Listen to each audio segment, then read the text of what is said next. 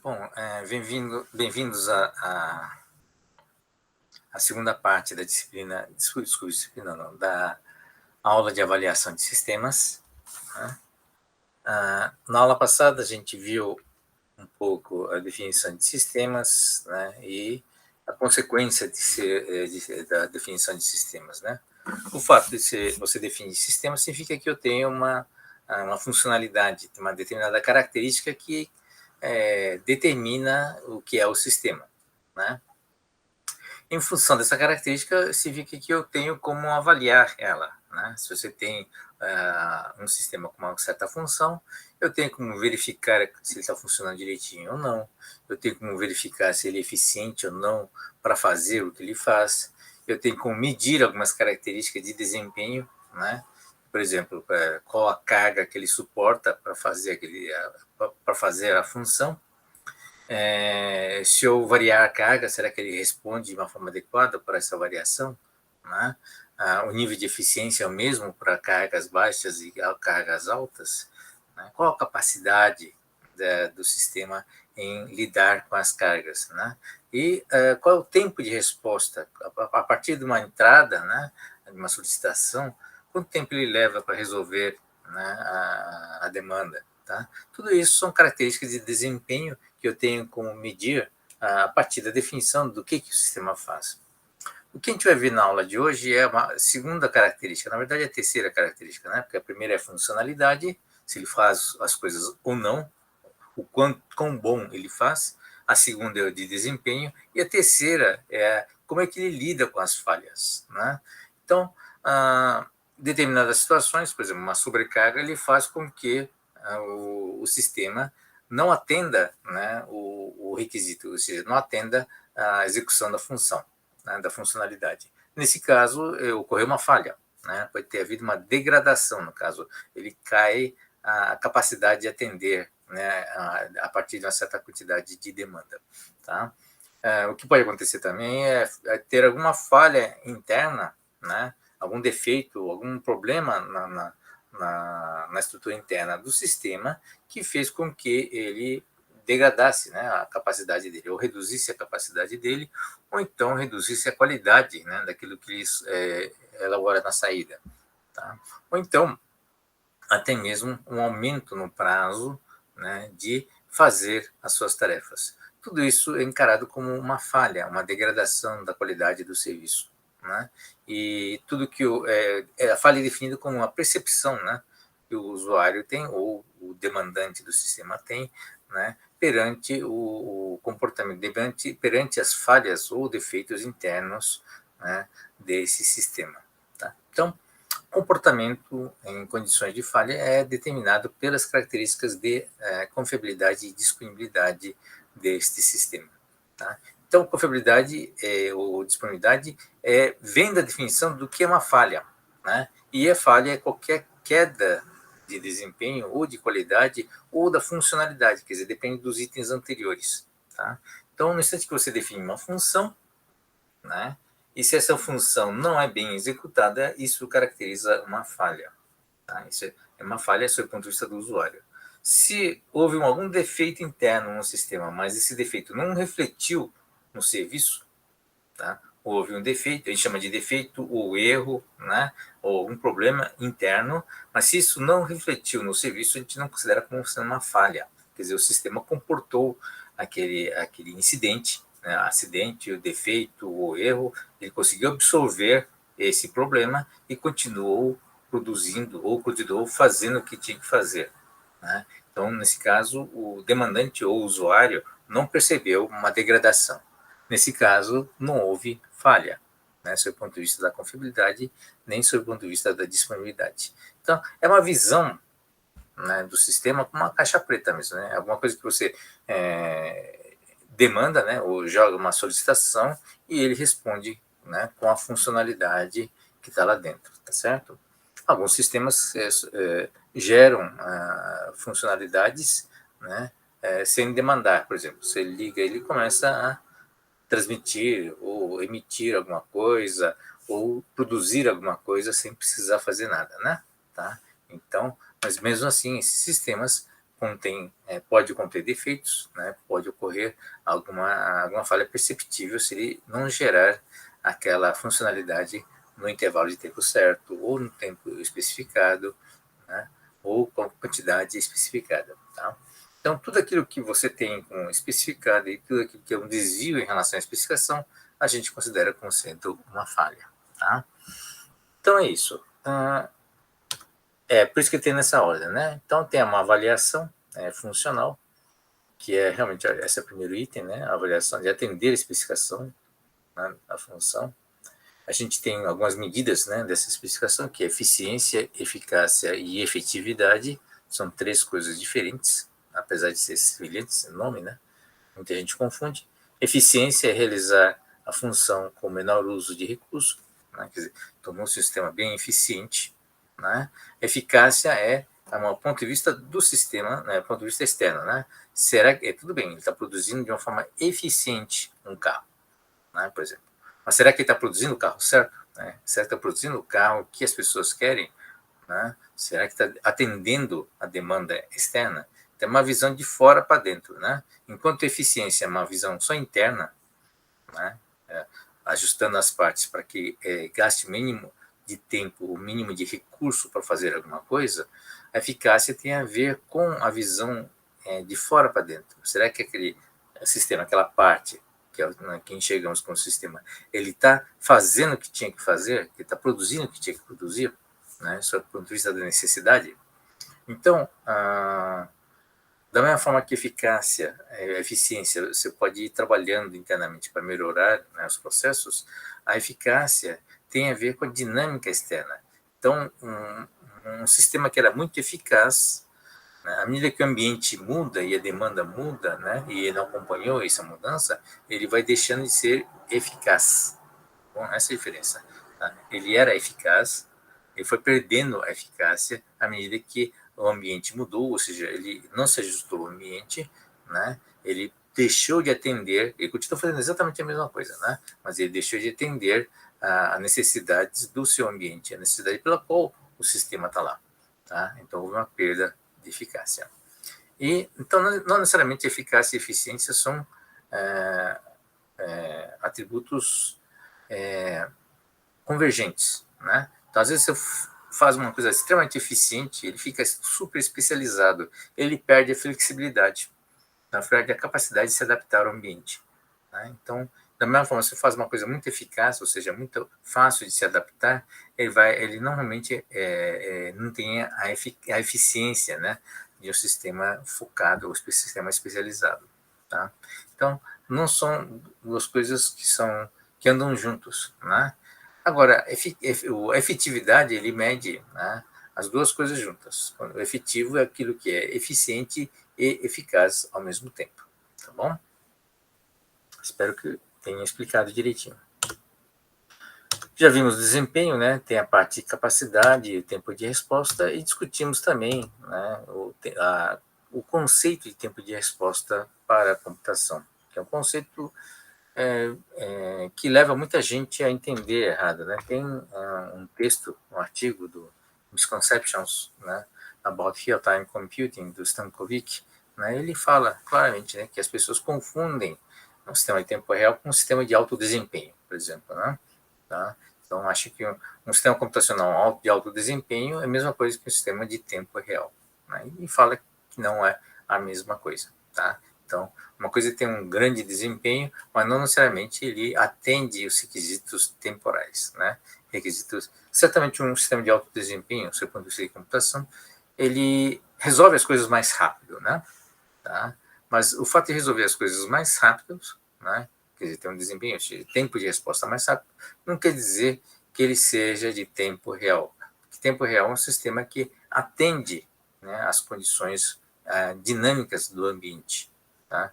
Então, essencialmente, é um processo de gestão de prioridades. Né? Vão surgindo mais prioridades, outras prioridades, e tem que saber lidar com os eventos externos na ordem correta, ou mudando até a ordem, né, de atendimento desses eventos, para poder atender os requisitos temporais. Né?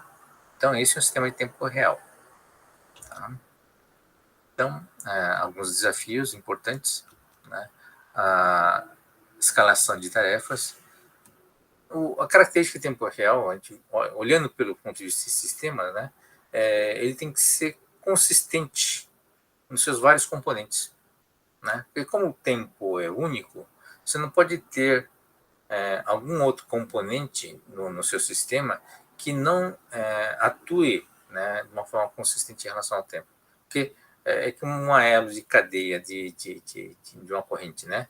Ele, como o tempo é único, a tração é única em todos os seus componentes, qualquer elo fraco vai fazer com que o sistema todo, né, não atenda os requisitos de tempo real, né, requisitos temporais.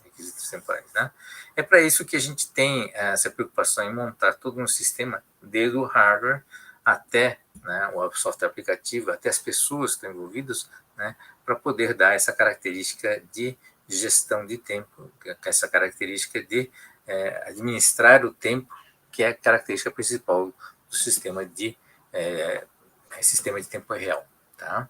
Então, todos os componentes acabam sendo importantes. É por isso que a gente fala normalmente sistema de tempo real, não hardware de tempo real, nem software de tempo real.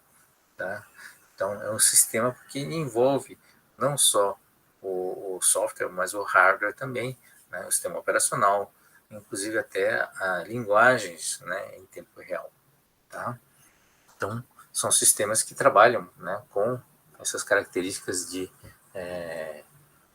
tempo, né, administrando o tempo. Normalmente significa que tem que ser um sistema adaptativo, né, porque à medida que ocorrem eventos, ele vai ter que se adaptando a essas condições, estabelecendo prioridades. As prioridades são dinâmicas, né, é diferente do sistema operacional clássico, onde você tem uma prioridade, mas a prioridade é estática, né. Então, algumas tarefas são estáticas e entram com a prioridade estática, né. Só que com a aproximação do deadline, ou do tempo de entrega daquela função, ele é obrigado a mudar a ordem das prioridades das coisas para fazer com que aquela tarefa, aquela função que tem que ser entregue naquele tempo determinado, ele tenha uma prioridade mais alta para poder conseguir entregar, né, a tarefa antes de chegar no deadline. Tá? Então, para poder fazer isso, normalmente o sistema operacional que vai administrar isso, né, vai ter que ter uma gestão de ordenamento dinâmica. A tarefa vai mudar de prioridade à medida que vai chegando perto do deadline, e o deadline é contado não pela entrada da tarefa, que o sistema operacional não faz isso, ele só põe o processo para rodar, quer dizer, dá o start no processo, mas ele tem que administrar o fim do processo. Né? Quer dizer, ele tem que saber quanto tempo o processo vai levar para produzir, né, aquilo que a tarefa deveria gerar. Porque o objetivo é atender o deadline, atender, né, tem um requisito temporal e você tem que fazer com que aquela tarefa gere o resultado naquele intervalo de tempo. Tá? Então, não adianta colocar a tarefa, né, antes do deadline, se a tarefa não tem o tempo necessário para conseguir concluir dentro do deadline. Tá? Então, isso significa que o sistema operacional tem que saber quanto tempo, né, aquela tarefa vai precisar. Tempo é o recurso também, né? Quanto tempo essa tarefa vai precisar para poder concluir a sua tarefa. Para poder colocar, aí você desconta esse tempo, né? Para dar uma mais segurança para a tarefa poder resolver e entregar o serviço, né? Tá bom? Então, são sistemas, o próprio sistema operacional é dinâmico, né? Trabalha com prioridades dinâmicas, né? E gerencia, essencialmente, o sistema operacional não é simplesmente um gerenciador de tarefas ou gerenciador de software aplicativo. Ele faz o gerenciamento do tempo também. Tá? Essa é a característica principal do sistema operacional em tempo real. Tá bom? É isso, essas são as coisas mais importantes, né, em relação a tempo real. Tá? Uma coisa importante, né, para poder ter efetivamente um sistema, né, integrado, né, um sistema com visão toda integrada e consistente de tempo, é você poder trabalhar com tempo absoluto já no nível de programação. Né? No programa você tem que ter uma forma de escrever, olha, preciso disso aqui, né, em tal tempo, ou preciso disso concluído no tempo absoluto tal. Né? Então são questões também de explicitar as necessidades temporais. Tá? Banco de dados em tempo real, a discussão de validade temporal, né? Comunicação também tem, né? Esses processos todos envolvendo tempo real, tá bom? Confiabilidade de sistema, então já começamos a discutir, né? Essa é a parte nova na aula de hoje. Começamos a discutir que é sobre os sistemas que têm que lidar com a falha, né? Seja ela, normalmente uma falha interna, né? Tá dentro dos sistemas e como ele tem, quais são as estruturas que tem que ter, né? Para lidar com essas falhas internas, tá? Essas falhas ou defeitos ou erros que levam a falhas. Tá? Então, alguns parâmetros importantes, né, sob o ponto de vista da confiabilidade. Tá? Então, a confiabilidade de um sistema computador é a qualidade do serviço oferecido, tal que se possa confiar de uma forma justificada nesse serviço. Tá? O serviço oferecido por um sistema é o comportamento do sistema tal como é percebido pelo usuário. Ou seja, é uma visão realmente de sistema, né? O sistema é visto de fora para dentro.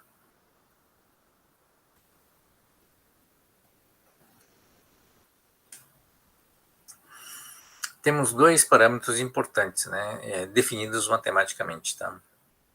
O primeiro é R de T, vem do inglês reliability, tá? Que significa confiabilidade.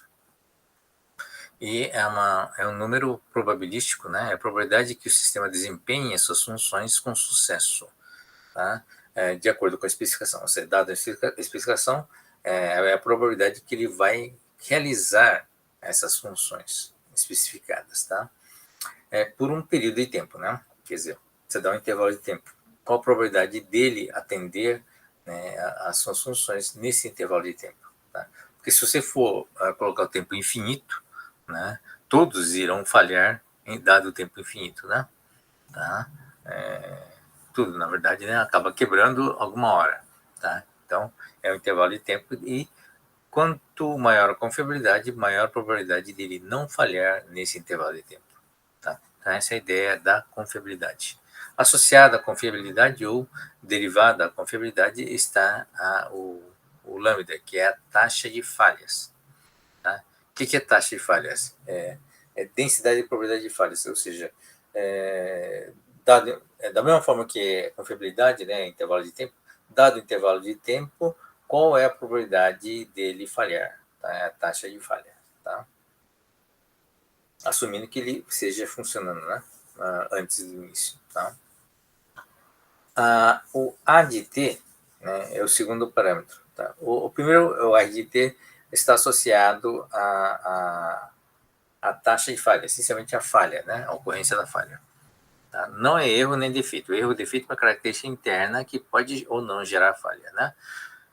Então, é associado à falha. O A de T é associado à falha e à recuperação. Tá? É um índice que mede as duas coisas ao mesmo tempo. Então, ADT significa availability em inglês, né? Significa disponibilidade, né? Mede essencialmente o quanto o sistema está disponível. O que é um sistema disponível? É um sistema que, quando você precisar, está lá. Né? Ele é medido, uma outra forma de medir disponibilidade, né? O ADT, é medir, né, quanto tempo ele fica no ar comparado com quanto tempo ele fica fora do ar. Quer dizer, quanto tempo ele fica funcionando e quanto tempo ele fica não funcionando. Né? Essa relação mede a disponibilidade.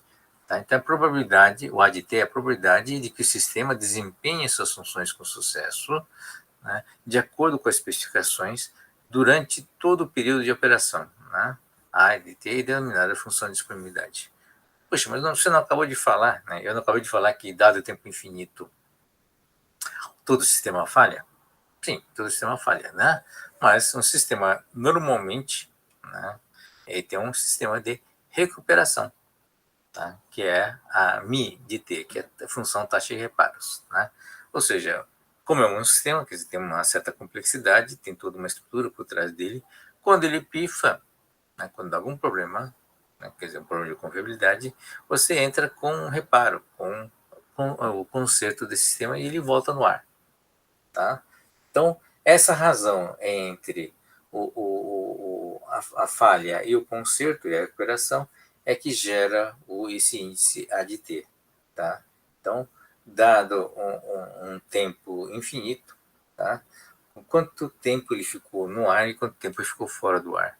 Porque ficou esse processo, na média, né? Ficou esse processo de pifa conserta, né?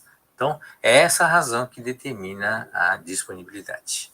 Bom, então, envolve o lambda-t, que é a taxa de falhas, e o mid-t, que é a função taxa de reparos, que é a mesma coisa que o lambda-t, define densidade e probabilidade, tá? Mas só que ele repara, né?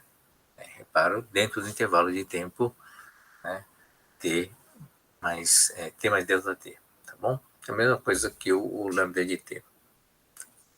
Então é isso, são dois índices importantes. Tá? Um mede a taxa de falhas, tá? E o outro mede, de uma forma conjugada, a taxa de falhas e a de reparo. Tá?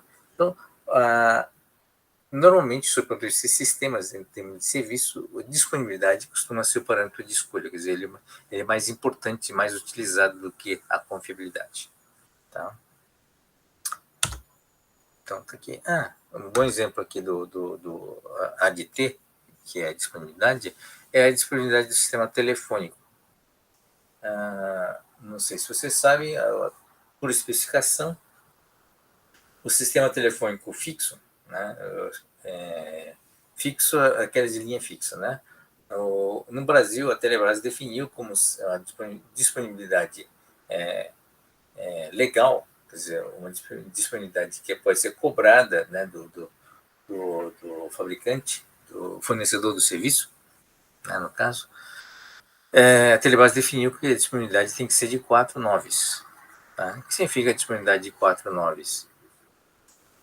Para o telefone fixo, tá? Isso não vale para o telefone celular. O telefone celular tem as condições ambientais variadas, né? Então você não consegue garantir o seu funcionamento. Na linha residencial, por exemplo, que é o comercial, que é uma linha fixa, né? Então é uma linha tradicional, tem um requisito de 4 noves, significando que é o seguinte, em um ano, que tem aproximadamente 10 mil horas, é aproximado, viu, gente? É um pouquinho menos que isso. Dado 10 mil horas, significa que ele vai poder, é 4 noves, né? Então, em 10 mil, ele pode ficar uma hora fora do ar. Tá? Esse é o significado, quer dizer, 10 mil tem 5 casas de zeros, tem 5 zeros, né? Então, menos 1 dá 9.999, tem 4 noves, tá? Então, esse é o significado. Se durante um ano, a cada 10 mil horas, né, só uma hora, né, em média, o telefone poderá ficar fora do ar. Tá? Então, a maioria dos serviços se mede através da disponibilidade, né, porque é o fator que interessa para o usuário. Não importa o quanto ele pifa, né, desde que ele retorne ao serviço rapidamente, não tem problema nenhum. Tá? Então, a maioria dos serviços também são projetados e construídos para que haja uma capacidade de reparo. Né? Quando você faz um componente de equipamento em partes, né, você tem uma certa facilidade de chegar lá e reparar, né, porque a parte já está isolada e independente. Tá? Uma outra coisa é você poder testar essas partes de uma forma independente. Tá? Então, são todas características que são naturais, né, para um sistema que envolve reparos. Você focar o desenvolvimento do sistema não para atender uma certa funcionalidade, né? Você faz isso também. E nem necessariamente para fazer um sistema robusto. Também você faz isso, né? Mas se a manutenção for rápida e eficiente, tá? Você contorna esse problema de manutenção, né? Você contorna esse problema de ter uma taxa de falhas elevada, tá bom? Tudo bem? Dúvidas?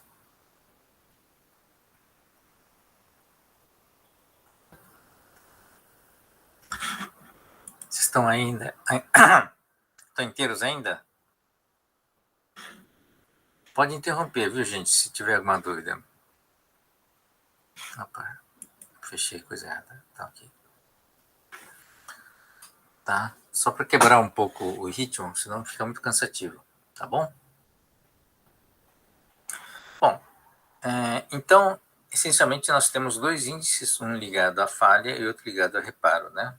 A falha e reparo. Quanto à falha, nós temos uma característica interessante que está aqui, né? Chamada comportamento da falha no tempo, né? É chamada curva da banheira. Normalmente, o que interessa para nós é isso aqui, ó, né? É o lambda que está aqui, né? O lambda constante, né? que é usado aqui, a função taxa de falhas, tá? Então, uma função taxa de falhas que ele varia com o tempo. Quer dizer, dependendo da fase do componente, ele pode falhar mais ou menos. É isso que significa, tá? Quando é que ele falha mais, né? Nessa curva que está aqui, né? Na fase inicial, é chamada de mortalidade infantil, quando os equipamentos vão saindo de uma linha de montagem, por exemplo, né? E você vai testar esse equipamento. Tá?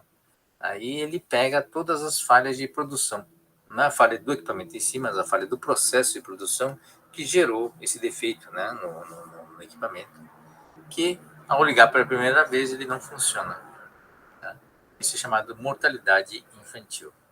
É uma decorrência normalmente do processo, né? Ou do projeto, quando o projeto quando você projetou com tolerâncias muito baixas, né? Então qualquer coisinha já com a tolerância baixa ele pifa alguma coisa, tá?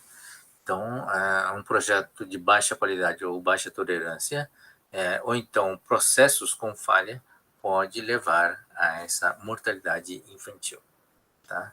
Então mortalidade infantil são as taxas de falhas no começo, né, da vida útil do componente. À medida que ele sobrevive, né, a essa fase inicial da mortalidade infantil, ele entra em produção, né? Ele entra numa fase onde ele é útil, tá? Então está lá no campo instalado e está lá funcionando, tá? E aí começa uma terceira fase, né, do seu ponto de vista de comportamento, que é a fase de fim da vida útil, ou burn-in, né? Tá? Fim onde que acontece o seguinte, onde ele vai se desgastando com o tempo, né? Mesmo que haja processo de manutenção, ele vai se desgastando e com o tempo, né? A partir de um certo período de tempo, ele começa a ter uma probabilidade de falha maior, justamente por estar já com seus componentes degradados, certo? Então é por isso que eu formo essa curva chamada curva da banheira. Ele é alta no começo, né? Vai até tirar todos os bugs infantis, uma fase estável, né? E depois uma fase no final da vida útil dele, tá bom? Então é chamado curva da banheira e vale para o hardware, né? Das falhas de componentes no tempo, tá bom? Para nós, normalmente em termos de tempo, para nós interessa essa fase aqui do meio, onde a gente considera matematicamente que a taxa de falha é constante, tá? Em termos de tempo, isso aqui é muito mais extenso, normalmente, né? Do que a fase de mortalidade inicial, ou infantil, ou fim da vida útil. Uma forma de você contornar a mortalidade infantil é fazer uma coisa chamada burn-in, né? Que é essencialmente testar o equipamento em condições mais extremas, né? No começo do final da fabricação, né? E o começo antes de entregar ao cliente, tá? Então, uma televisão ou uma fábrica de televisão, por exemplo, pega todos os equipamentos que foram produzidos num dia, liga todos eles durante a noite, né, em uma máquina automática, uma giga de testes que a gente chama, né? É uma máquina automática que testa todas as condições de limites de alimentação, né, de temperatura, né? Você põe em um ambiente mais quente, por exemplo, e faz ciclagem térmica, né? Tá? Põe várias condições de estresse desse equipamento, né? Umidade, temperatura, essas coisas típicas, né, de ambiente, tá? E ver o que acontece, né? Na verdade, se tiver algum problema, se tiver para pifar, por exemplo, se tiver algum problema para sua fabricação, ele vai pifar nessa fase, né? E que é chamada fase de mortalidade infantil, tá? É importante para muitos fabricantes tirar esses problemas na fase inicial, antes que o equipamento vá parar na casa do consumidor, né?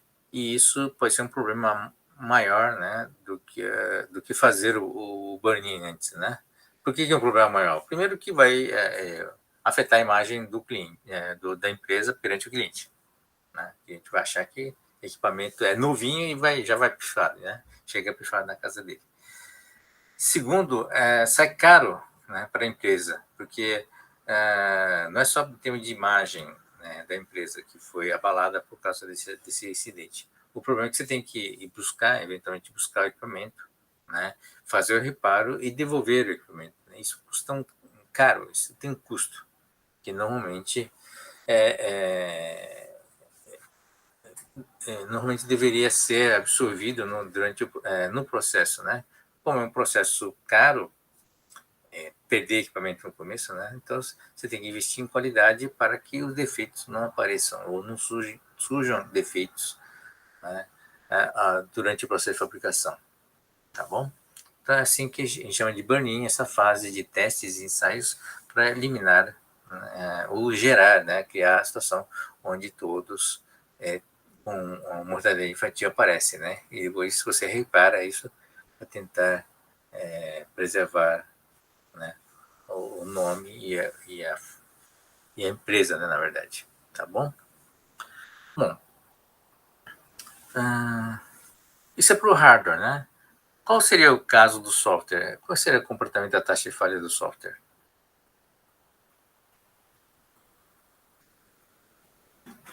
Aqui no final da vida útil, né, o hardware começa a pifar, né? Porque vai tendo um desgaste natural, mesmo componente eletrônico que não tem muita parte mecânica, mas qualquer componente que tem a parte mecânica tem realmente um desgaste e ele começa a pifar no fim, né? Tá? E aí a relação da taxa de falhas aqui com a confiabilidade é essa taxa exponencial aqui, ó.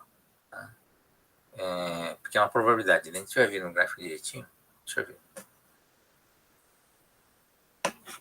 Deixa eu ver se eu consigo chavear a câmera.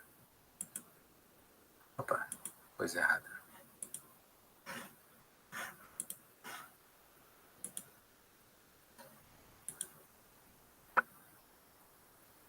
Foi ou não?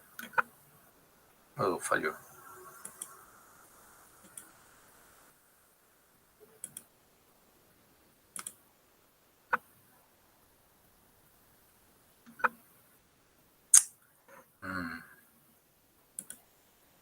Que pena.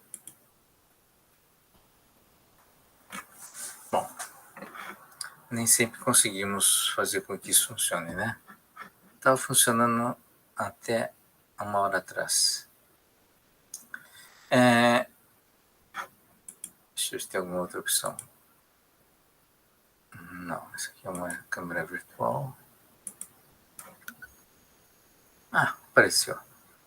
O negócio é tentar até dar certo, né? Apareceu para vocês? Sim. Legal. Áudio teve alteração? Não? Não, tá normal. Tá normal? Então tá bom. Então, voltando aqui, né? Tá. Então, vou ter que... deixa eu ver se eu consigo desenhar aqui. Tá. Então, a taxa de falhas constante, vou desenhar aqui. Tá. Aqui é R de T, confiabilidade. Tá. Para o lambda constante, né, lambda constante, o R de T é dado por essa equação aqui. Tá? É decorrência disso aqui, tá? Dessa probabilidade aqui, função probabilidade, tá? Então, vira uma exponencial de menos lambda t, tá? Isso aqui, em termos de desenho, em termos de gráfico, dá uma coisa desse tipo aqui, ó. É uma exponencial, que é negativa, né? Tá vendo? É uma exponencial negativa. Aliás, errei. Começa aqui começa em 1 aqui, tá? Desculpe. Começa em 1 e vai... É uma assíntota, né? Que vai tendendo a 0. Tá? Aqui é a taxa de... Aqui é o tempo, né? O eixo do tempo. Tá bom? Essa curva da banheira, no caso do hardware, Tá aparecendo? Desculpe, não sei se está aparecendo. Tá sim. Valeu, obrigado. A curva da banheira tem essa característica, né? Então, é a falha lambda. Então, tem uma falha, a mortalidade infantil no começo, depois uma fase constante, e depois a mortalidade aqui, né? Final da vida útil aqui infantil. E essa fase que nos interessa, né? Que é a lambda constante durante a fase da vida útil. Tá? Então, é probabilístico, viu, gente? Por exemplo, e é muito interessante como se usa isso. Por exemplo, em lâmpadas, né? Tá? Você tem normalmente o processo produtivo de lâmpada é relativamente estável e uniforme, e é bem conhecido o processo, né? Então, normalmente ele tem depois que você tira esse bug inicial, ele tem uma vida útil razoável, né? Mas quando chega no final da vida útil, eles começam a pifar todos, né? De uma maneira geral. Então, isso é usado como uma estratégia para reposição. Um exemplo por exemplo, a estratégia que é usada para repor as lâmpadas de hangar de avião, né? Como é uma coisa que você tem que trabalhar, esse trabalho realmente para manutenção de aeronaves, né? 24 horas, né? Então, esses hangares têm lâmpadas para manter bem iluminado o ambiente de trabalho, tá? E uma coisa interessante como é que você troca uma lâmpada, né, no hangar de avião, tá? Não sei se já viram hangares, são gigantescos, tá? Você põe um Boeing lá dentro, tá? Um Airbus inteiro lá dentro do hangar, tá? E aí vem um problema sério, né? Tá? Começa a pifar a lâmpada lá em cima, né? No meio. E como é que se alcança uma lâmpada que está lá em cima? Bom, a solução clássica, na verdade, a solução que se tem é você usar uma escada Magiros, não sei se sabe, aquelas escadas de bombeiros, né? Porque todo aeroporto tem um carro de bombeiros, né? Então, usar a escada Magiros para chegar lá em cima e trocar a lâmpada. Ou seja, um negócio que é caríssimo, é custoso fazer isso, né? E se você vai trocar a lâmpada e ir trocando a lâmpada à medida que vai pifando, tá? Você não dá conta, né, na verdade, desse processo, tá? Porque você tem que esperar a aeronave sair, deixar tudo livre, para você poder entrar com um caminhão e subir a escada Magiros para trocar aquela lâmpada, né? Então, como é que eles fazem? Eles põem, né, uma certa quantidade de lâmpadas maior, né, e, por exemplo, um terço, né, e espera as lâmpadas queimando. Tá? Você não troca as lâmpadas, vai queimando, queimando, tá? E aí, quando chega mais ou menos um terço das lâmpadas queimadas, você sabe que a maioria deles já está no final da vida útil deles, aqui na curva, né, da banheira, tá? E o que eles fazem? Entram com o caminhão e trocam todas as lâmpadas, tá? Sem deixar nenhuma para trás. Se você deixa alguma para trás, você não sabe exatamente quando ele vai pifar, né? Tá? Porque você está estatisticamente aqui trabalhando no fim da vida útil deles. Tá? No instante que você troca todas as lâmpadas, você está aqui. Bom, normalmente são lâmpadas já testadas, né? Então, ele está aqui no início da vida útil deles. Você sabe o ponto deles. Tá? E você sabe mais ou menos planejar quando que se terá que trocar todas as lâmpadas. Tá? Então, é um exemplo de como você utiliza essa característica de curva da banheira para as ações, né, de manutenção e de operação desses sistemas, tá bom? Então, esse é apenas um exemplo. Você vai fazer isso em outros processos também. Bom, isso aqui é o do hardware, né? Mas será que o software também tem essas características? Tem uma fase inicial, uma fase constante, uma fase fim de vida útil? Não se esqueça que software ele não tem desgaste mecânico, né? Ele não tem esses problemas que o hardware tem. O que vocês acham?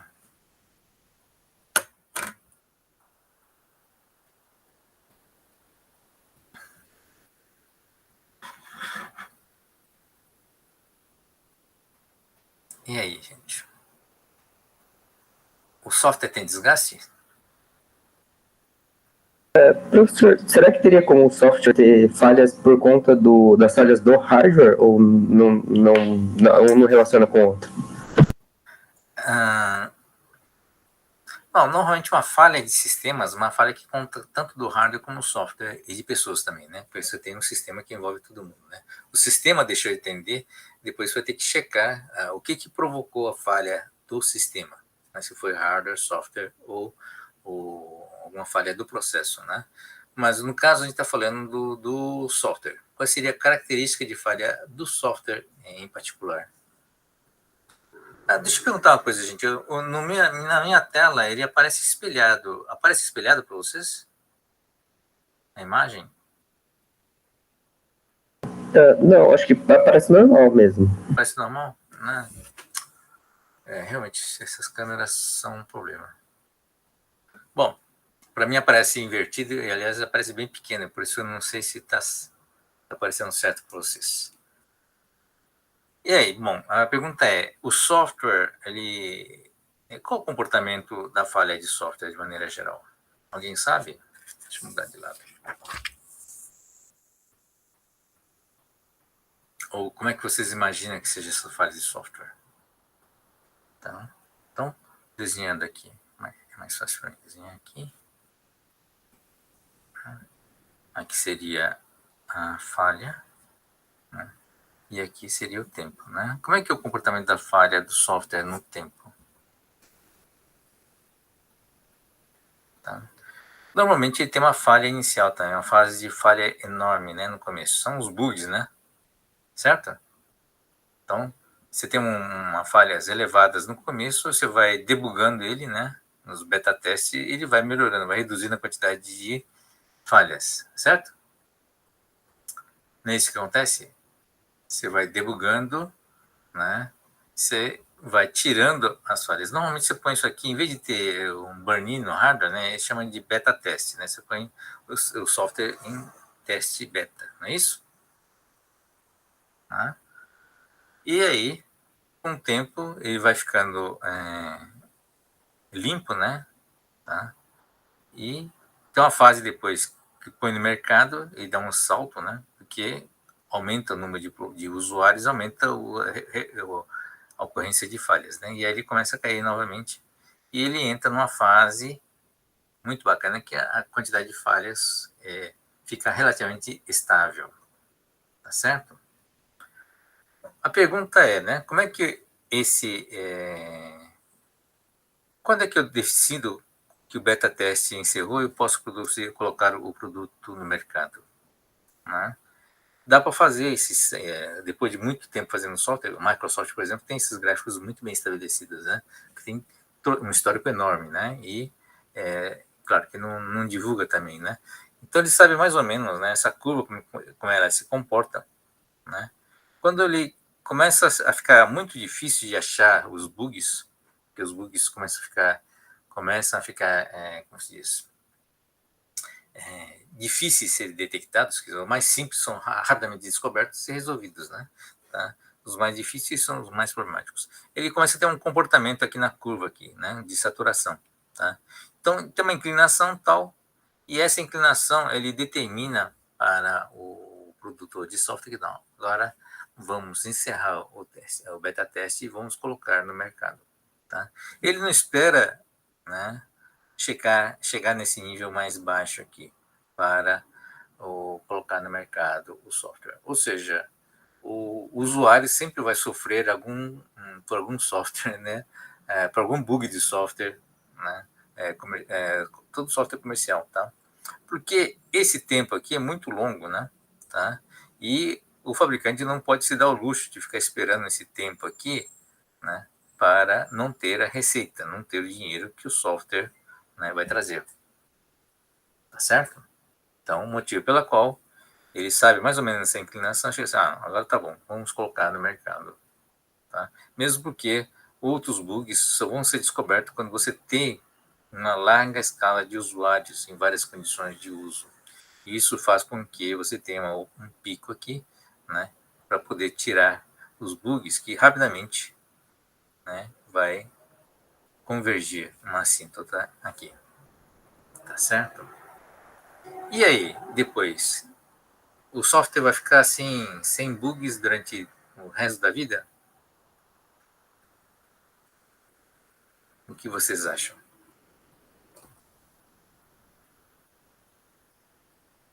Vocês que são especialistas, não têm experiência nisso? O que vocês acham? Quer dizer que o software bom é aquele software velho, né? É isso?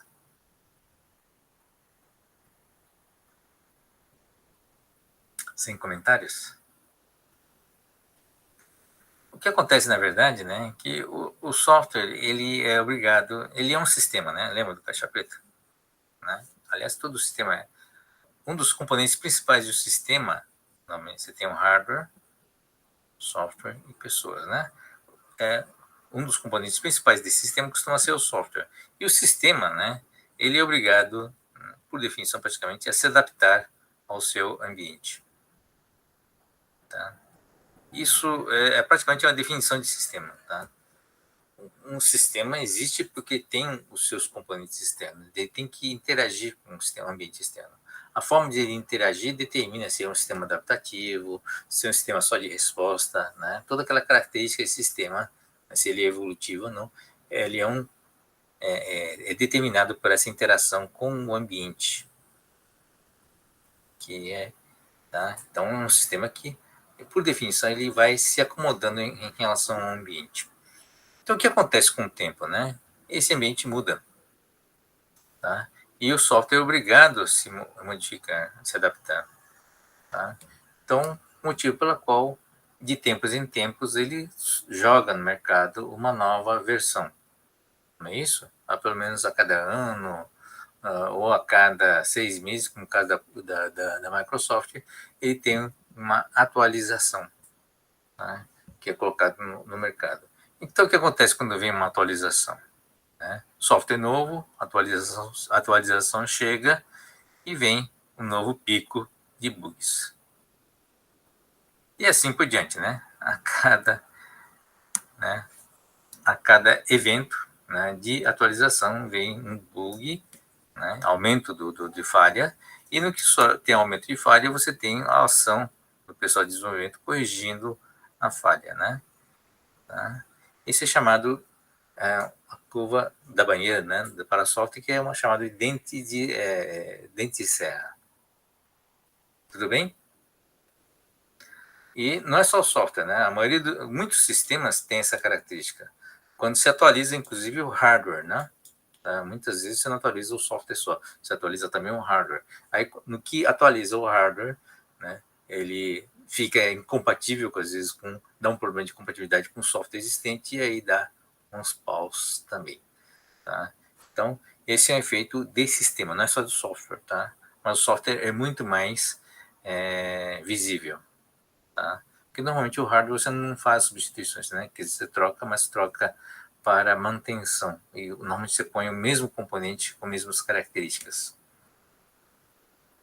Tudo bem? Todo mundo entendeu? Mas e aí depois, né? No final da vida útil? Tá? O software vai pifar também depois de algum tempo?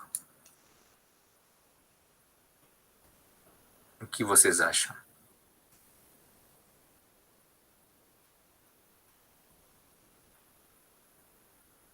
Vocês estão muito quietos aí.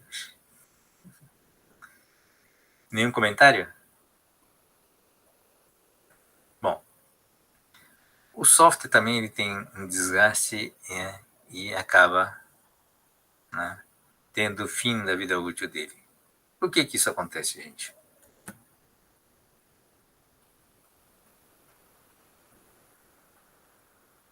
Nenhuma resposta também? Como é que ele fica, ele se desgasta? Tá? O software desgasta também, novamente, em função do ambiente, né? Ele fica obsoleto, né?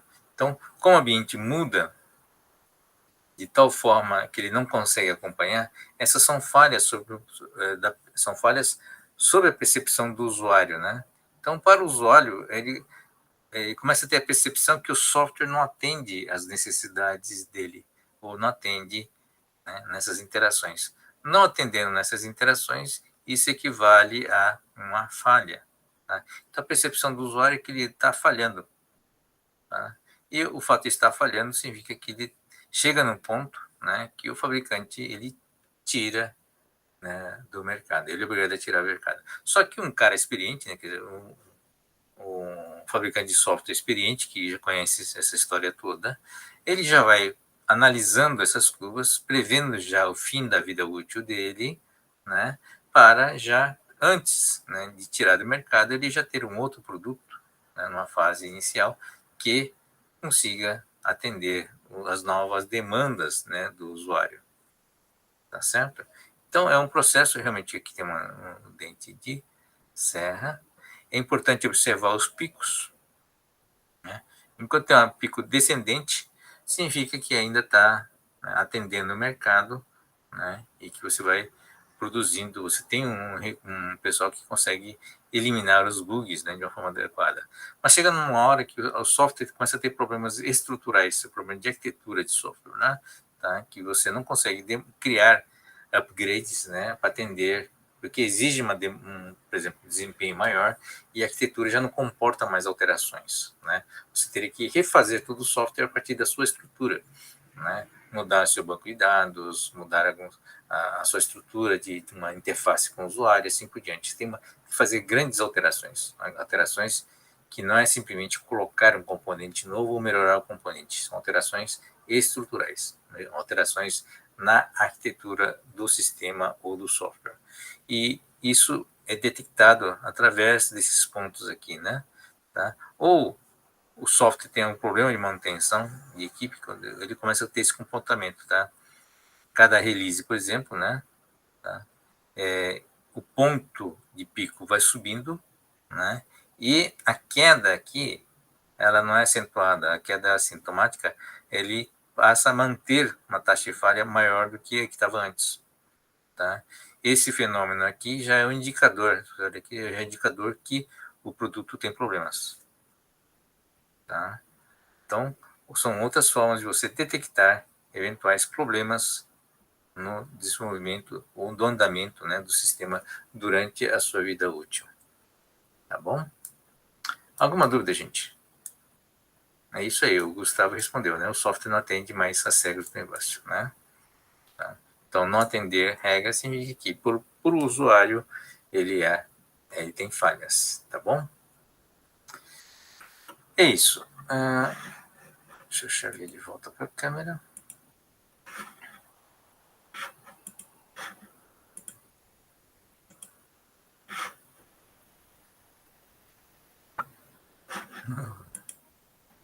Vamos lá, gente.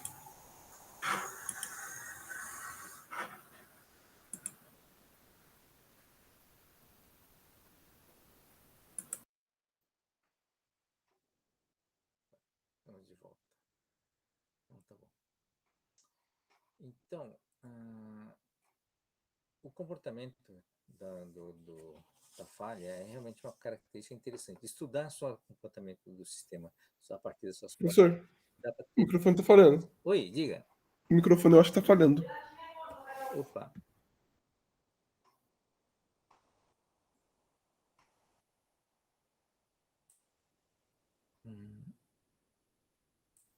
Tudo. Estão ouvindo ou não? Agora sim. Legal. Desculpe, gente. Vamos lá.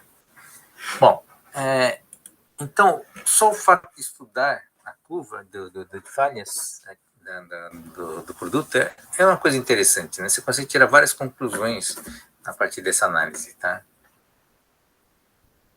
Bom, sob o ponto de vista dos índices, né, a gente já viu dois índices, então, né? A taxa de falhas e a taxa de reparo, né? A taxa de falha, né, é uma outra medida de confiabilidade, é o tempo médio entre as falhas, né? Vocês conhecem como MTBF. Alguém já ouviu falar? Acredito que sim, né? Uma forma de medir a falha, em vez de você medir a taxa, o número de falhas no intervalo de tempo, você fazer o inverso, né? Tá? Você medir quanto tempo o sistema funciona, o equipamento funciona até acontecer a falha. Tanto aqui, ó, tá aqui, ó, né? Essa fórmula que está aqui, né? O MTTF, quer dizer, Mean Time to Fail, quer dizer, a primeira falha é 1 sobre lambda, quer dizer, o inverso da taxa de falhas, tá? Então, graficamente, isso aqui, o nível 1 aqui, o nível de equipamento funcionando, tá? Então, o sistema funcionando, Claro, o normal, alguns sistemas normalmente apresenta degradado, né, quando falha, uma degradação, né, normalmente não é binário como isso aqui é. Mas num sistema que é mais ou menos um comportamento binário, que está em falha ou não, né, então o sistema está funcionando, e aqui no domínio do tempo você tem uma probabilidade, nessa largura que é tempo, que é uma largura probabilística, né, até acontecer uma falha. Então, o tempo médio entre as falhas é um tempo estatístico, né, um tempo probabilístico, né, onde você tem uma certa chance daquele, acho que se não me engano, 95%, né, de confiança, intervalo de confiança, de que aquilo vai funcionar, né, não vai apresentar falhas nesse intervalo de tempo. Tá? Esse é o MTTF. Tá? O MTBF é o MTTF, só que ele considera também o tempo de reparo. Tá? É o taxa de falhas, tempo médio entre falhas. Tá? Uma coisa é tempo médio até a falha, né? Então, até a primeira falha. Então, eu só considero até a falha. Né? O MTBF, que é a medida mais popular, é o tempo médio entre falhas. Então, equipamento que falha, depois é reparado, né? Normalmente o tempo de reparo é muito mais curto do que o tempo de operação, né? Então, fica 1000 horas funcionando e 1 hora ou 2 horas em reparo, né? Sem funcionar. Então, você faz projetos de equipamentos para que você seja fácil de ser reparado, né? Fácil de ser consertado. Tá? Então, aí você tem o MTBF. O MTTR é a medida do inverso do MI, né? Que é a taxa de reparo. Tá? Isso, claro, que depende do problema, dependendo do erro, da falha, normalmente ele é variável, né? Tá? Falha simples você conserta rápido, né? Falhas complicadas você demora mais tempo para descobrir.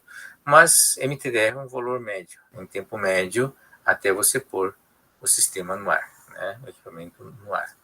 Tá? A disponibilidade é medida da seguinte forma, né?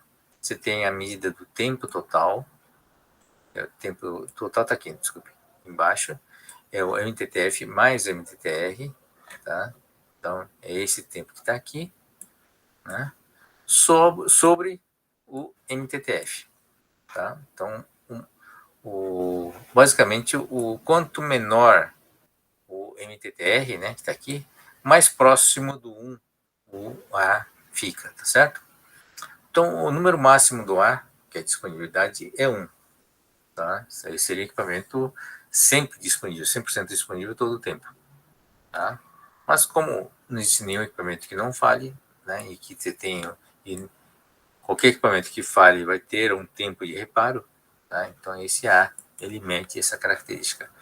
Como eu já tinha comentado, o MTT é a disponibilidade de um sistema telefônico, né, costuma ser de 4 noves por norma, né, pela norma da Telebrás, telefone fixo, né?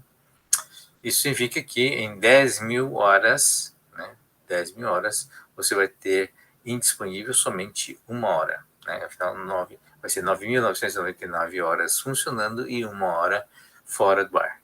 Tá certo? Essa é a medida. 10.000 horas é mais ou menos 1 ano. Tá? Então, é um pouquinho menos, na verdade. É um pouquinho menos ou mais, não lembro mais. Mas é próximo. Acho que 1 ano tem 8.000 e poucas horas.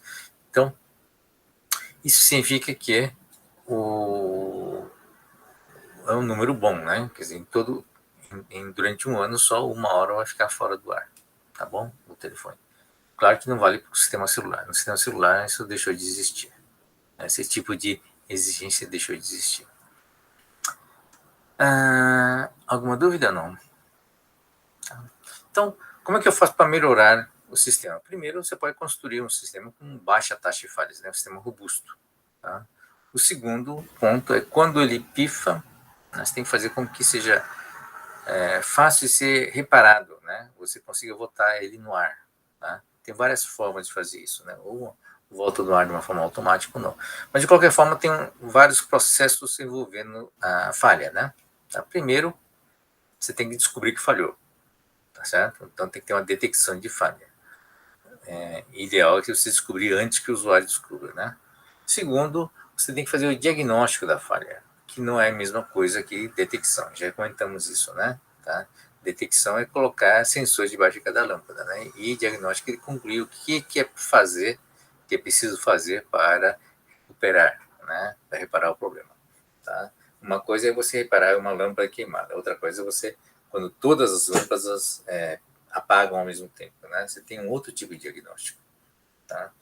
Então, normalmente, o diagnóstico é uma coisa muito complicada, né, exige conhecimento do sistema, né, que você está monitorando, e exige uma certa inteligência, né, da mesma forma, para concluir algumas coisas, por exemplo, mesmo num esquema simples como iluminação, né, lâmpadas, se você diagnosticar que pifou a lâmpada, ou pifou o disjuntor, ou pifou o interruptor, ou a rua está sem luz, né, exige o conhecimento do local onde está a lâmpada, do mapa, né, do diagrama, né, elétrico da residência, precisa saber, né, que interruptor está ligando o quê, e assim por diante. Ou seja, tem que ter uma base de conhecimento para você poder fazer o diagnóstico correto. Tá?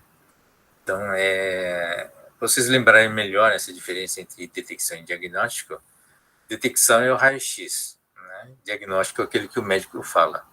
Tá? São duas coisas completamente diferentes. Né? Tá? Então, o médico vai usar o conhecimento dele para tentar ver, né, se tem qual é o problema e que problema você tem a partir do raio-x.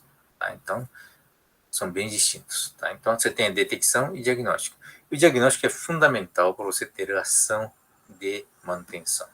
Se você não sabe o que aconteceu, você não consegue atuar, né, na ação correta para fazer o reparo, né, que pode ser vários tipos, depende do problema, você ter ações de reparos diferentes. Tá? Então, novamente, exige o conhecimento para fazer o reparo. Tá? Você tenta projetar um sistema para simplificar o máximo o reparo, né? Tá? Padronizar o máximo o reparo para você não ter que gastar muito tempo nisso. Então, tornar blocos em forma modular, facilitar a detecção, né, e o diagnóstico ao mesmo tempo, usar LED piscando, essas coisas todas para tentar indicar onde foi a falha, por que falhou, e você tomar a ação de reparo o quanto antes possível. Tá? São as etapas que a gente estava comentando, né? Detecção, diagnóstico, isolação da falha, né? Muitas vezes é uma falha que provoca, a partir do diagnóstico, você pode concluir que aquela falha pode provocar outras falhas. Aí você tem que tentar isolar, né, a falha para que essa falha não se propague, ou então isolar o problema para poder conviver com ela enquanto a ação de reparo está atuando. Tá? Então, você trabalha, isola a falha, você trabalha no modo degradado, né, ou operação reduzida, ou desempenho reduzido, mas você continua operando, quer dizer, não fecha 100%. Né? E aí, enquanto você está com seu problema isolado, em reparo, você consegue ir mantendo uma operação num nível menor, mas aceitável. Tá? Sinalização é importante, né, para você poder indicar que houve uma falha, senão você não consegue nem acionar a manutenção. Né? Então, são conceitos de operação degradada. Reconfiguração também é uma espécie de operação degradada. Você rearranja as coisas para poder trabalhar, continuar trabalhando. Isso chama-se reconfiguração. Né? O reparo, alguns reparos são online e offline. O reparo online significa que eu não preciso desligar nada para fazer meu reparo. Mas, normalmente, a grande maioria dos reparos você tem que desligar, né, alguma coisa, parar o tráfego de trens, por exemplo, para você poder atuar no reparo da locomotiva, por exemplo. Né? Então, isso é online e offline. E recuperação. Né? A recuperação não é a mesma coisa que reparo. Tá? Você consegue reparar alguma coisa no sentido de você colocar o sistema no ar. Né? Por exemplo, sob a ótica do usuário. Sob a ótica do usuário, houve uma ação de reparo e o sistema voltou a funcionar. Tá? Mas, sob a ótica interna, ele voltou a funcionar porque eu coloquei o reserva no ar. Tá? Isso é diferente de recuperação. Houve um reparo apenas. Tá? O reserva atuou, portanto, o sistema foi reparado, mas não foi recuperado ainda. Quando é que o sistema vai ficar recuperado? Vai ficar recuperado quando eu colocar né, o sistema inteiro no ar, inclusive colocando reserva de novo. Porque nessa situação onde você fez o reparo com reserva, se o reserva pifar, cai de vez mesmo, né? Porque acabou a redundância, acabou a reserva, tá? Então, o que é voltar à situação normal? A situação normal é quando você tem o equipamento com o seu reparo, a sua redundância de volta. Quer dizer, uma situação normal, né, antes da falha, tá? Então, às vezes a urgência é fazer o reparo o mais rápido possível, mas depois eu ganho tempo para poder fazer a recuperação, que é colocar o sistema como um todo de volta à situação original, né? Inclusive retornando a redundância, né? Algumas técnicas, é uma lista de técnicas, tá? Não sei se é o caso de comentarmos, mas acho que eu consigo explicar algumas coisas importantes, né? Temporizadores são muito importantes, né, para você detectar a falha. Quer dizer, você manda uma solicitação, você tem que põe um marcador de tempo, né? Não fique infinitamente esperando, né, uma resposta, tá? Então, isso primeiro é óbvio, né? Proteção contra distúrbios externos, descargas, ondas eletromagnéticas, etc, etc. Watchdog timer são temporizadores, né, relógios que se você deixa, essa é uma técnica usada até no software, né? Como é que eu sei se o software travou ou não, né? Ao longo de um software normal de execução, em tempos pré-determinados, né, que você sabe quanto tempo leva, né? Você põe uma instrução que só faz só manda um out, né? Um assembly que, por exemplo, pode ser um assembly ou qualquer código cuja função é mandar só um sinal, né? Mexer numa porta, tá? E você tem um hardware, né, que fica monitorando esse sinal, tá? Então, um programa extenso, né, tipo uma linguição mesmo, você não põe dentro de uma rotina, você deixa no programa principal esses marcadores, tá? Esses marcadores têm a função de mandar um sinal para o hardware, o Watchdog Timer. Se o software travar e parar de mandar esse sinal, o Watchdog Timer, o timer zera, né, e gera um alarme dizendo, olha, a função tal travou, ou deixou de mandar o sinal. Tá? Com isso você detecta a existência de uma falha. Tá bom? Autoteste, autodiagnóstico são softwares preparados para fazer tanto testes de hardware como de software, né? E depois, eventualmente, uma combinação desses testes pode servir para realizar um diagnóstico, que é o autodiagnóstico, né?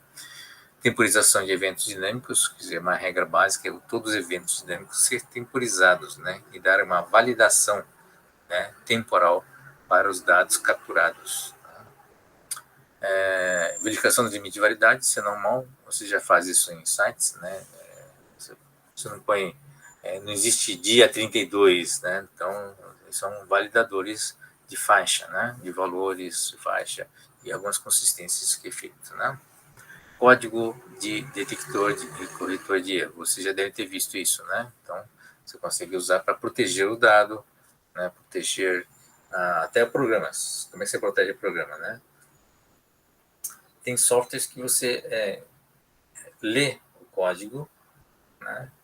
O código, a instrução hexadecimal não executa, né? Só lê o código e checa no final do código, cria uma palavra, né? Faz uma operação em cima deles, uma operação não acumulativa, a gente chama de checksum, né? E vê, né? Por exemplo, se o código não foi alterado, a gente sabe que tem que dar um valor tal, tá certo? Então, trechos muito importantes de programas estáveis, né, como o BIOS, por exemplo, a gente faz um teste de checksum antes de começar a rodar. O que é? Eu leio as instruções, eu vou fazer uma operação de soma, por exemplo, um XOR de todas essas instruções, e chega no final, tem um valor. Tá? E eu sei que valor que tem que ser, porque eu fiz essa conta antes. Está gravado esse valor. Eu faço uma comparação, se chegou naquele valor ou não. Se chegou, significa que está tudo bem, o código está bacana, está inteiro, então eu posso ler e executar. Se não bateu, significa que houve uma alteração ou está com um problema na gravação dessas instruções que gerou essa alteração, tá? Então, esses são uma das técnicas, né, de checagem, né, no código.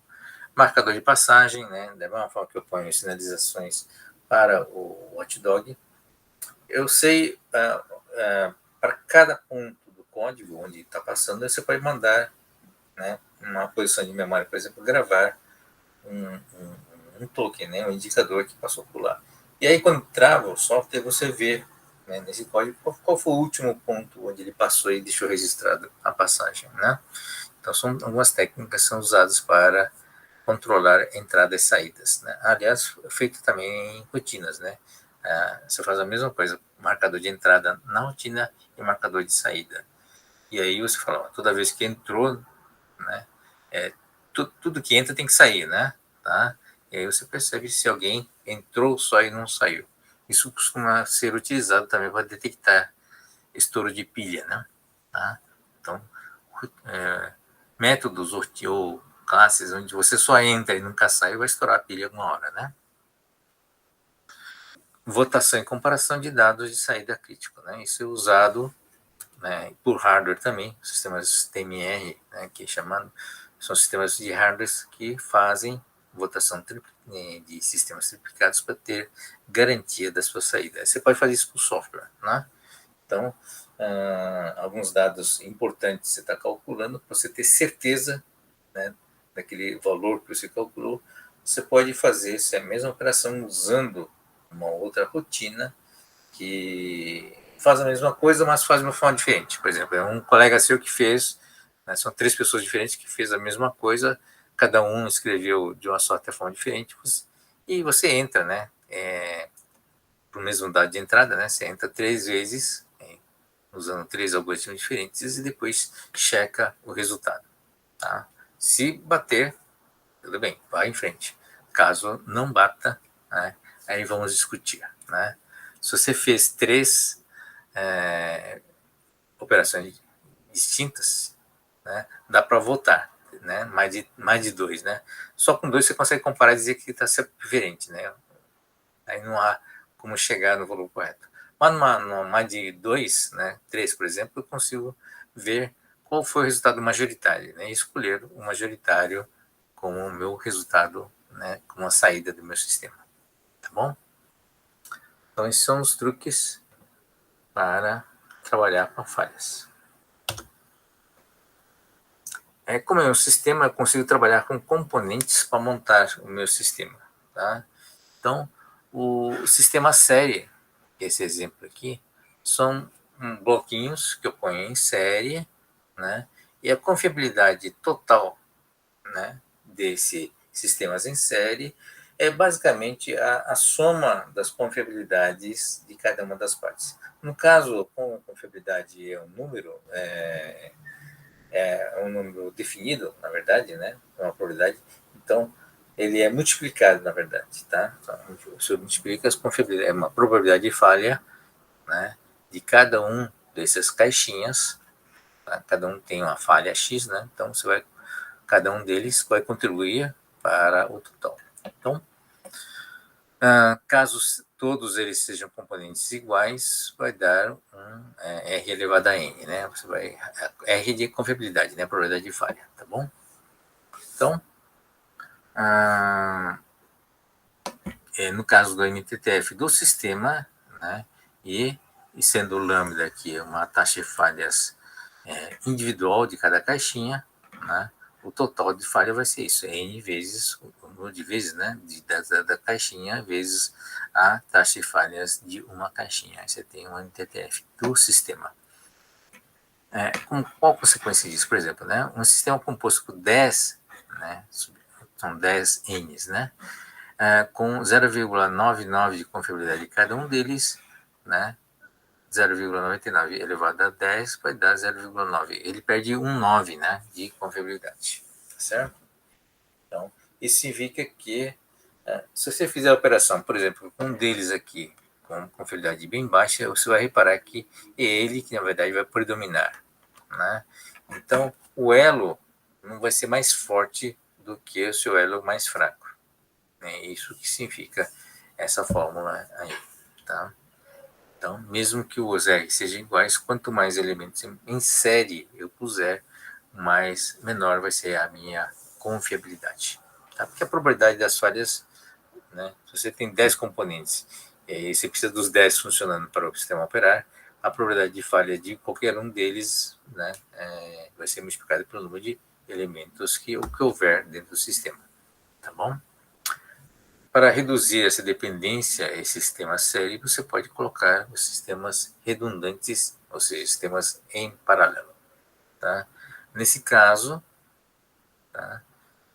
Você ir colocando um sistema em paralelo, que no caso é essa fórmula que está aqui, tá? Um sistema composto por 10 sistemas redundantes com confiabilidade individual de 0,75, quer dizer, é uma confiabilidade muito baixa, né? Mas se você coloca 10 deles em paralelo, tá? Você consegue ter um sistema com 4 noves, tá bom?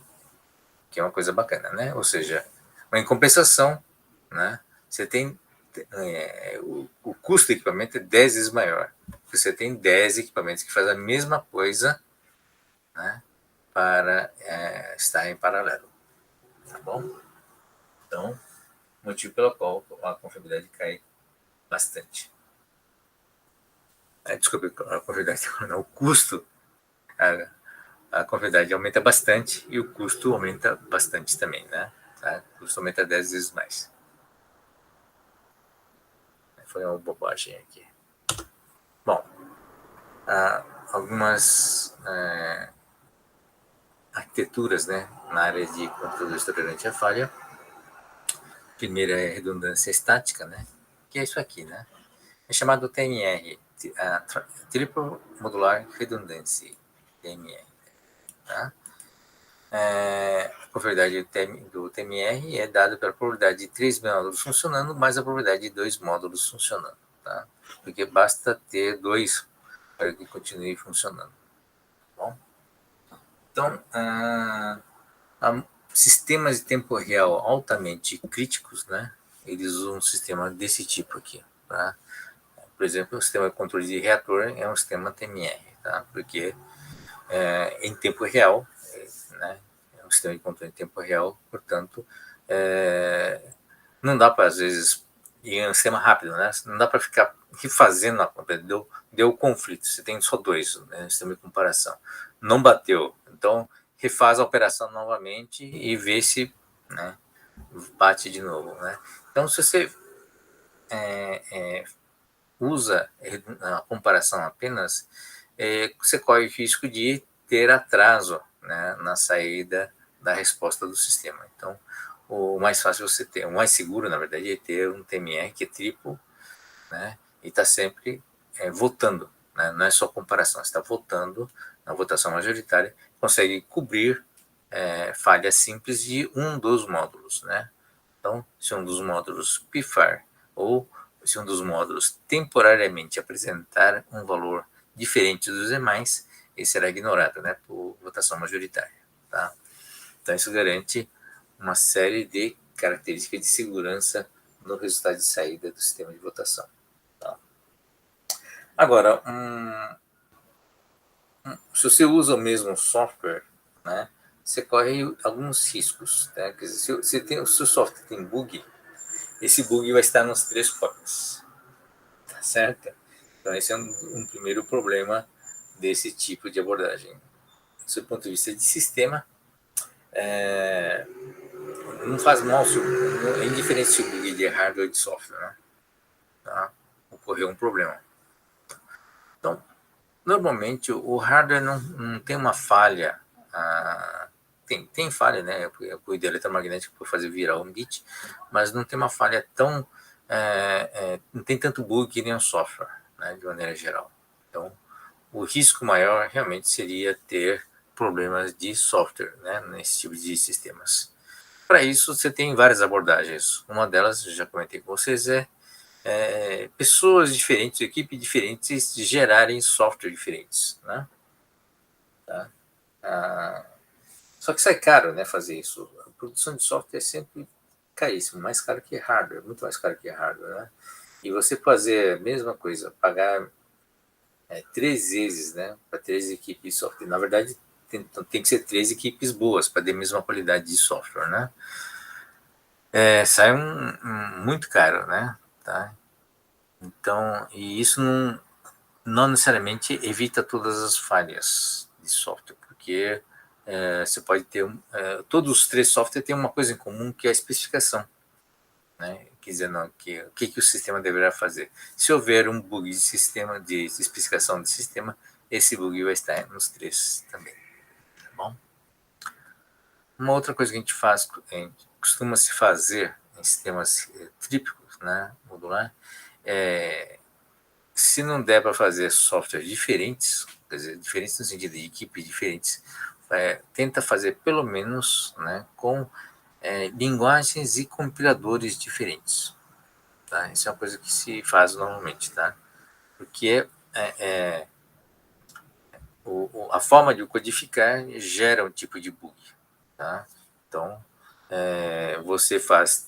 A mesma equipe pode fazer 3 versões desse mesmo software em linguagens diferentes e com compiladores diferentes. Tá?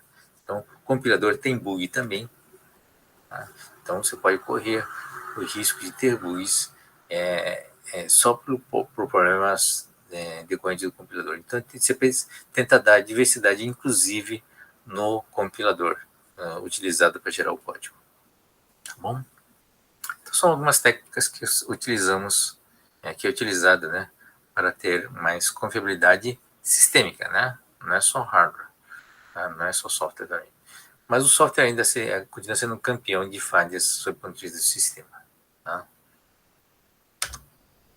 Redundância híbrida é você pôr sistemas de votação, né, com redundância, né? Tá? Aí tem uns termos importantes, né? Hot standby, cold standby e hot swaps, né?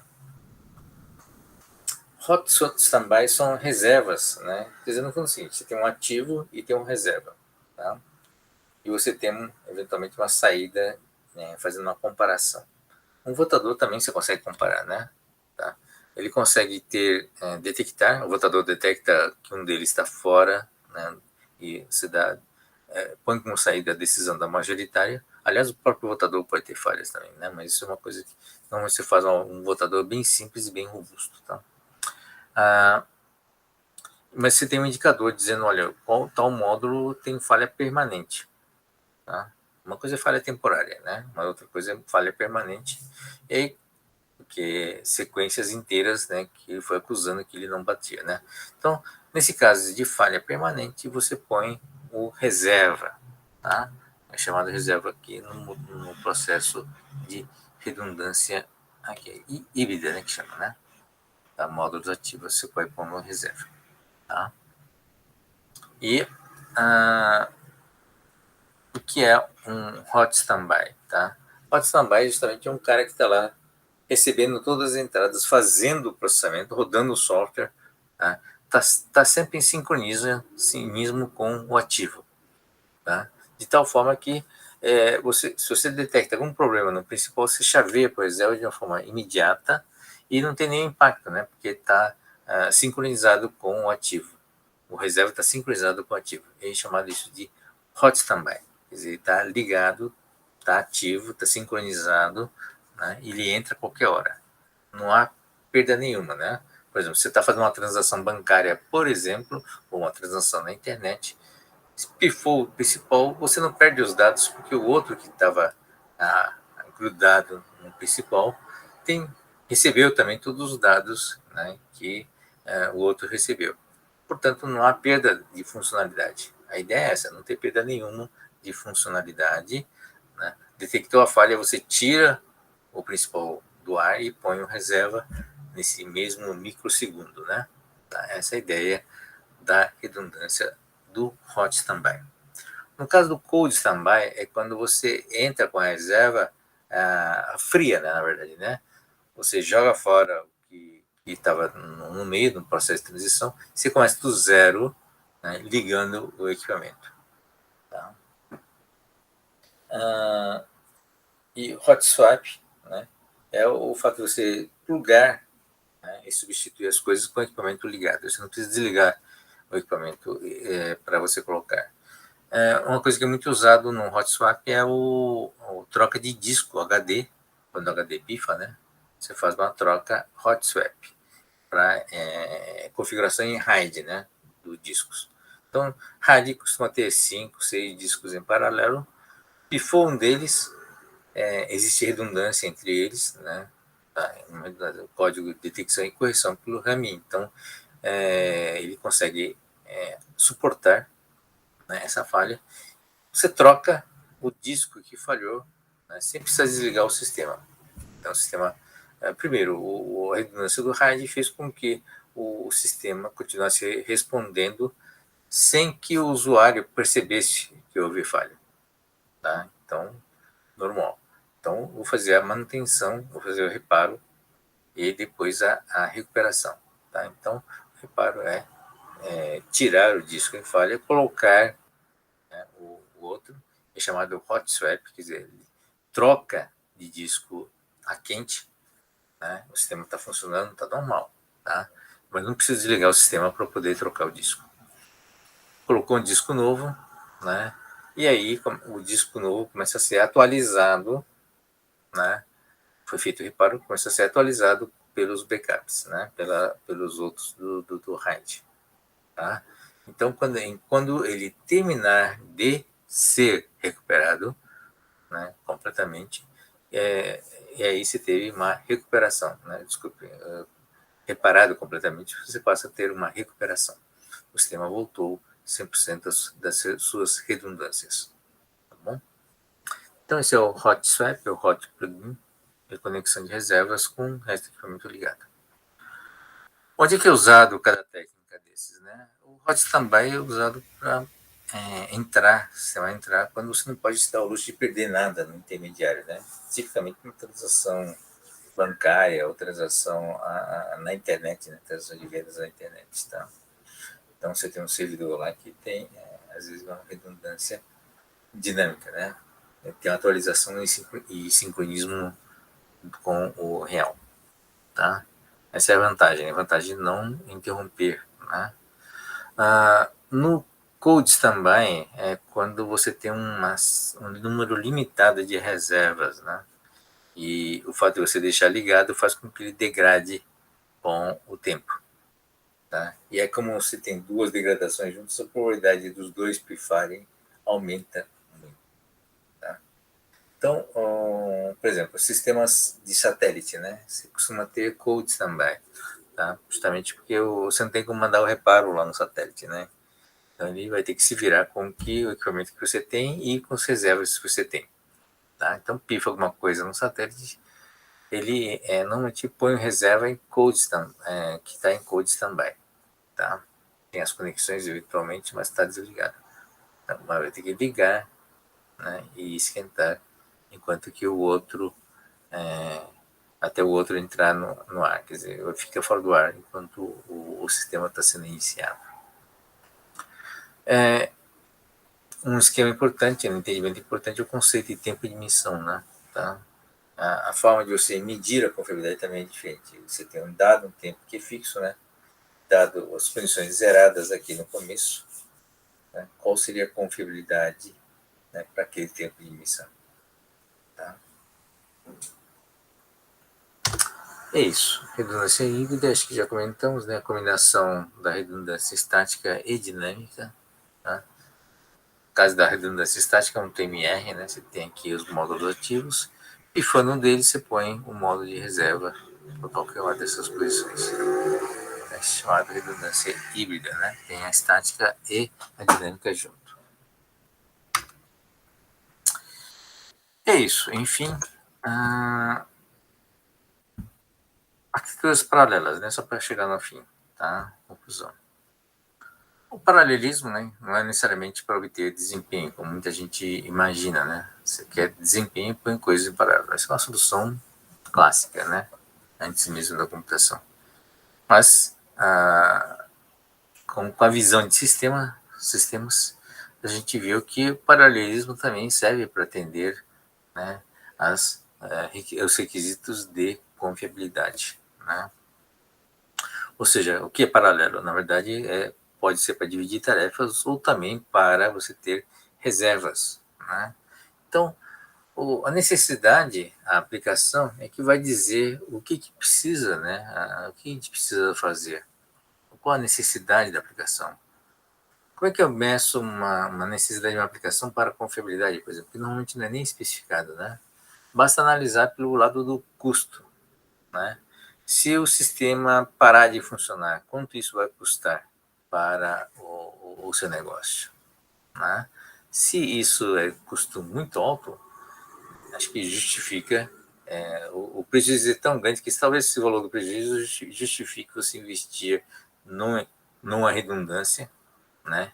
Que em princípio não vai gerar mais desempenho, não vai gerar mais funcionalidades, né? Uma redundância está lá parado, na verdade, ou está lá fazendo as mesmas coisas que o ativo, mas não está gerando nenhum benefício em termos de desempenho, em termos de funcionalidade.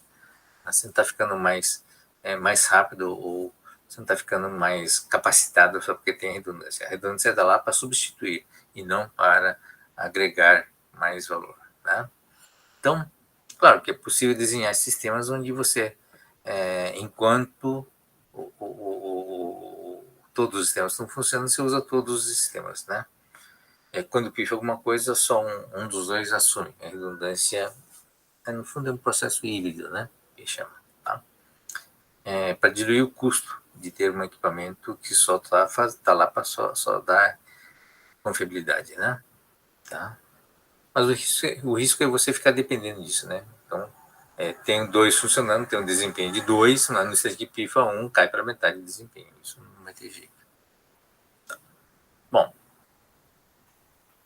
para aplicação, a gente viu aqueles paralelismos, né? Aqueles paradigmas. Paralelismo é importante, porque paralelismo, né? O pipeline, né? O dividir para conquistar, tá? O sincronismo, tudo isso são paradigmas da área do paralelismo que são aplicáveis em larga medida, né, em sistemas computacionais, tá? Bom, o seu ponto de vista realmente da aplicação, você tem que entender qual a necessidade de desempenho e qual a necessidade de confiabilidade do usuário, da aplicação, para você usar o paralelismo de forma adequada, né? Usar para dar desempenho e usar também para dar confiabilidade, tá certo? Esse é um balanço, né? É um processo de balanceamento, né? De dar uma resposta a uma necessidade da aplicação com a capacidade que a arquitetura tem em responder estes requisitos, né? Esse é um lembrete muito importante que eu gosto de insistir, né? O que determina as características sempre é a aplicação, tá? É a aplicação que vai definir a maioria das características. Por isso que é muito importante você entender bem da aplicação, né? Se especializar em entender a aplicação e arquitetura, né? Principalmente a arquitetura do sistema, que é a visão do todo, né? Do hardware, do software das pessoas para compor a solução. Tá? A aplicação vai gerar o problema e a arquitetura vai gerar a solução. Os dois têm que casar e os dois têm que estar bem balanceados, né? Para ter sistemas mais eficientes, com bom desempenho, mais confiáveis e bom relacionamento custo-benefício. Tá bom? E é isso, gente. Estou estourando tempo? Ainda não, tem mais um tempinho, mas eu gostaria de ouvir vocês e ter um feedback de vocês, tá? Eu vou só parar a gravação.